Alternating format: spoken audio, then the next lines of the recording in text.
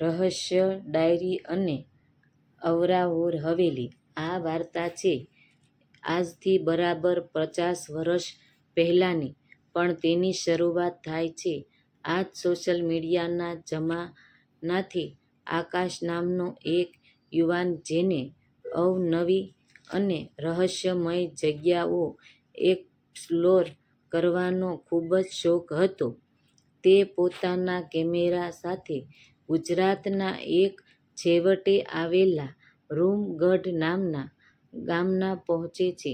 આ ગામ વિશે ઇન્ટરનેટ પર કોઈ ખાસ માહિતી નહોતી, પણ આકાશે જૂના સરકારી રેડિયોમાં વાંચ્યું હતું કે આ ગામમાં એક એવી હવેલી છે જે છેલ્લા 7 દાયકાથી બંધ છે અને ત્યાં જતા લોકો ક્યારેય પાછા નથી આવતા.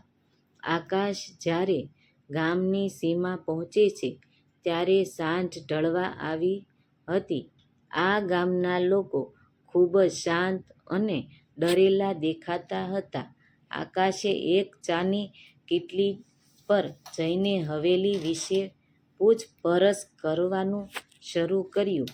હવેલીનું નામ સાંભળતા જ ચાવાળા હાથમાંથી કાચનો ગ્લાસ છૂટી ગયો.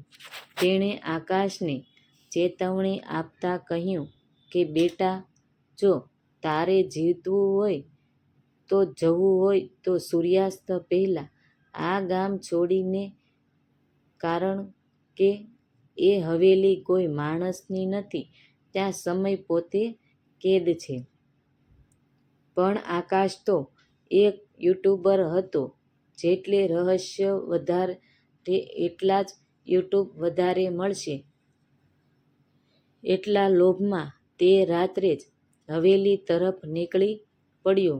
હાથના ટોર્ચ અને ખંભા પર કેમેરો લટકાવીને તે હવેલીના મુખ્ય દરવાજા પાસે પહોંચ્યો. દરવાજો એટલો વિશાળ અને ભારે હતો કે તેને ખોલતા જ આખી રાતની શાંતિ અને ભયાનક ચીજ જેવો અવાજ ગૂંજી ઉઠ્યો. હવેલીની અંદર જતાં જ આકાશને અહેસાસ થયો કે ત્યાંની હવેલી ખૂબ જ ઠંડી હતી, જાણે કોઈ ફ્રીઝમાં આવી ગયો હોય. હવેલીની અંદરનો ચોંકાવનારો નજારો.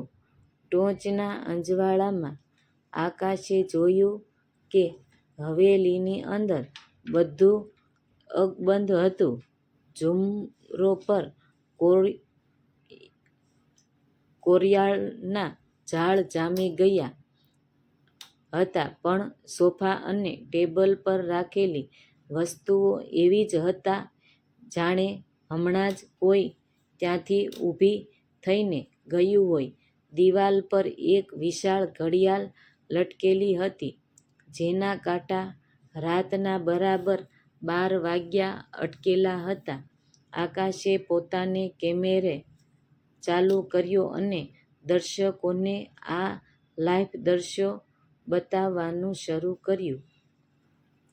અચાનક હવેલીના ઉપરના માળેથી કોઈના ચાલવાનો અવાજ આવ્યો, ધબ ધબ ધબ.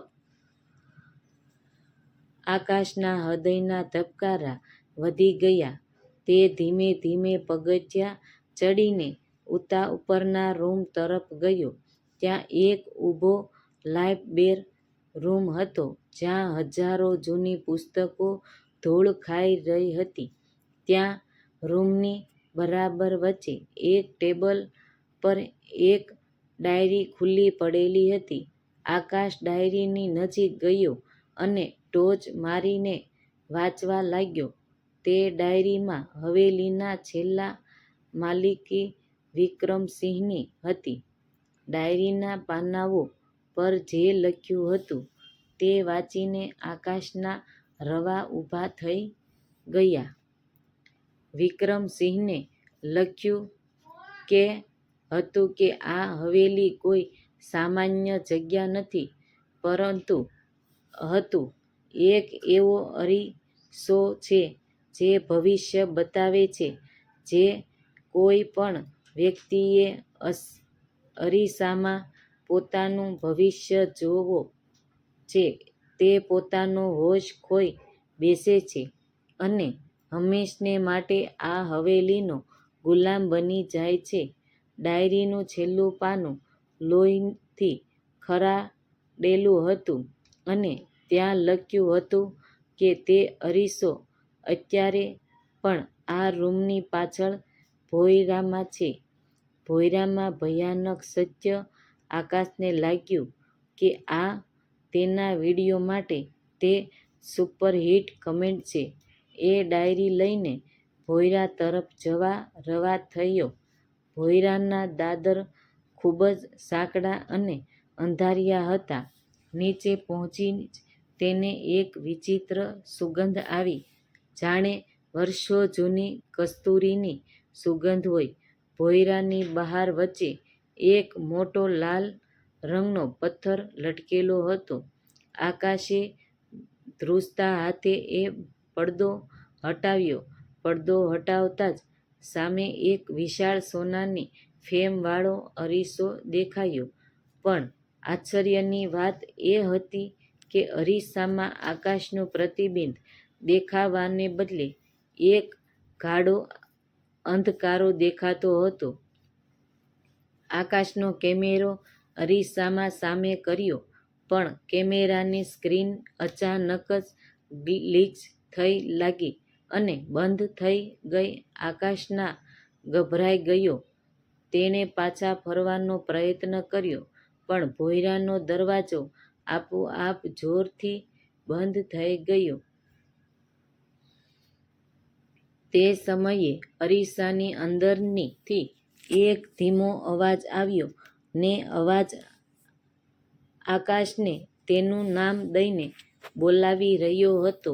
અરીસાની અંદર હવેલી ધુમ્મસ હટવા લાગ્યું હતું અને આકાશને પોતાને જ ચહેરો દેખાયો. પણ એ ચહેરો 50 વર્ષ નબળો અને વૃદ્ધ હતો.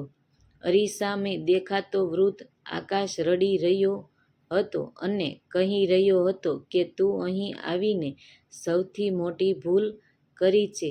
હવે તું ક્યારેય બહાર નહીં જઈ શકશ. અંતિમ રહસ્યફોડ. આકાશ હવે પૂરી રીતે ડરી ગયો હતો. તેણે પોતાની ટોર્ચ અરીસા પર જોરથી ફેંકી. અરીસો તૂટવાની સાથે જ એક જોરદાર વિસ્ફોટ જેવો અવાજ થયો અને આખી હવેલી ધ્રુજવા લાગી. આકાશ કોઈ પણ રીતે જીવ બચાવીને ભોંયરાની બહાર ભાગ્યો. તે મુખ્ય દરવાજો ખોલીને ગામ તરફ દોડ્યો. જ્યારે તે ગામમાં પહોંચ્યો ત્યાં સવાર પડી ચૂકી હતી, પણ ગામનો નજારો બદલાઈ ગયો હતો. જે ચાની કીટલી ગઈકાલે હતી, ત્યાં આજે એક મોટું પાર્કિંગ મકાન હતું. આકાશે એ રાહદારને પડકીને પૂછ્યું કે રૂપગઢ ગામ ક્યાં ગયું?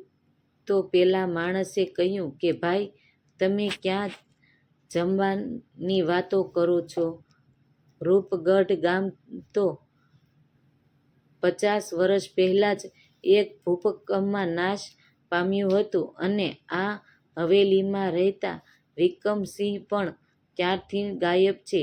આકાશે ચોંકીને પોતાના ખિસ્સામાં હાથ નાખ્યો. તેણે ખિસ્સામાંથી એ જૂની ડાયરી નીકાળી, પણ આ વખતે તે ડાયરીમાં છેલ્લા પાના પર વિક્રમસિંહનું નામ નહીં, પણ આકાશનું પોતાનું નામ લખેલું હતું અને નીચે તારીખ મારેલી હતી. આજથી પણ વર્ષ 2026 નહીં, પણ 1976. આકાશ સમજી ગયો કે તે હવેલીમાં જઈને સમયના એક એવા ચક્રમાં ફસાઈ ગયો છે જ્યાંથી પાછા આવવાનો કોઈ રસ્તો નથી.